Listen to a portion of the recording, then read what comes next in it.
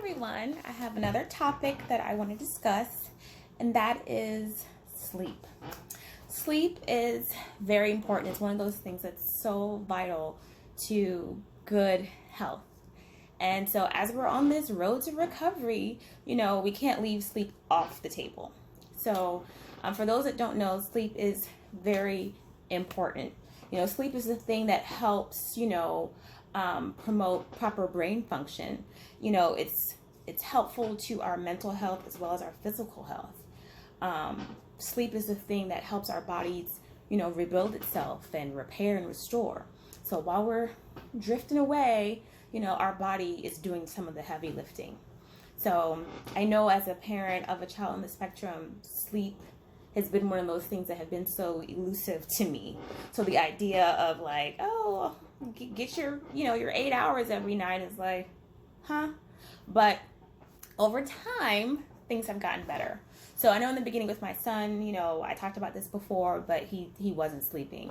He was bouncing up and down the walls. He was just so hyper. It was so difficult for him just to kind of calm down and relax. And then when he finally did exhaust himself, he would wake up every hour, every 2-3 hours. So he wasn't getting any sleep and I wasn't getting any sleep. So it took us a very long time, but we finally got there. And now, thank the Lord, sweet baby Jesus, that he is sleeping every single night and staying in the bed. And that's important. Once you go down, I need you to stay down. But there's a couple of things that we started implementing, and I'm just going to share them with you. So the first thing is, of course, you already know, I want to say it, I've been saying it to everybody, but it's to change your diet. Get rid of the wheat, get rid of the gluten, get rid of the processed foods. I mean, all of those ingredients, all of those things are not healthy.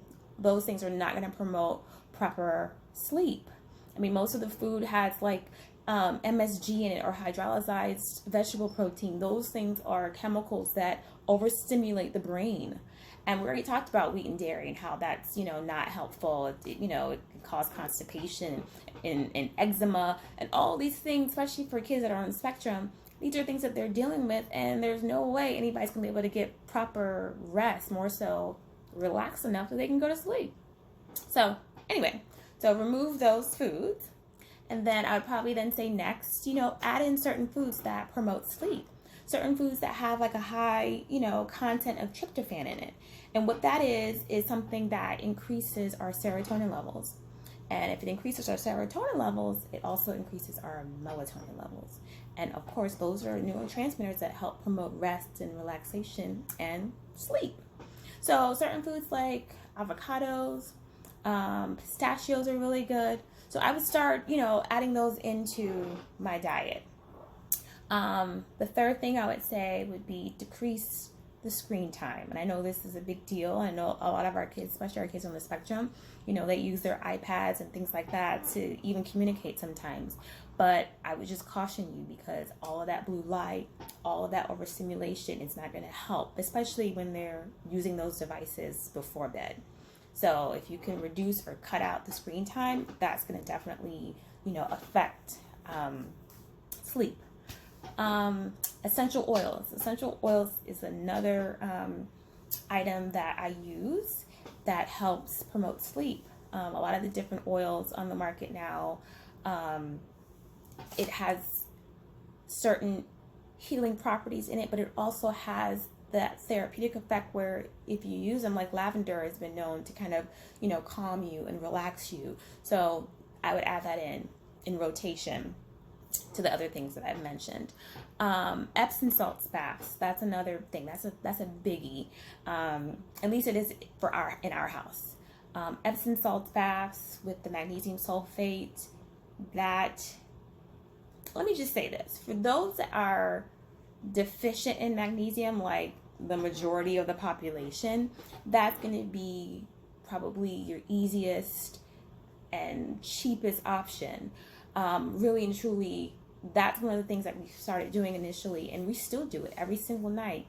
He gets an Epsom salts bath, and I use the Dr. Teal's. I use that. I put like a cup and a half in his bath water, and if I'm having a good night, I put a couple drops of essential oils in there, and he just soaks and he just relaxes, and it just kind of calms everything, because the magnesium, it relaxes the muscles, and it just kind of makes everything just nice and easy. So definitely I would recommend doing that. If you can't get Epsom salts baths, they have like the magnesium oil that you can just kind of spray on the bottom of their foot and rub that in really good, and that helps too. CBD oil is another thing that you can use.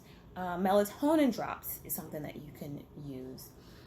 Exercise, getting out, running out, wearing yourself out, sometimes, taking the kids outside or taking them to the park if you can, and just letting them wear themselves out is enough for them to have a good night rest.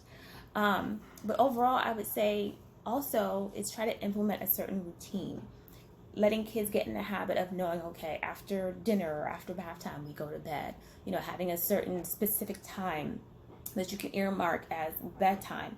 That way they already get prepared. They're already, in the vibe of falling asleep, or at least preparing to. So those are just some of the things that I've done, and it's helped me, and I think that, hopefully it can help you. So if you like this video, comment. If you didn't like it, don't comment. No, I'm just kidding. But anyway, comment, follow, and subscribe. Thank you.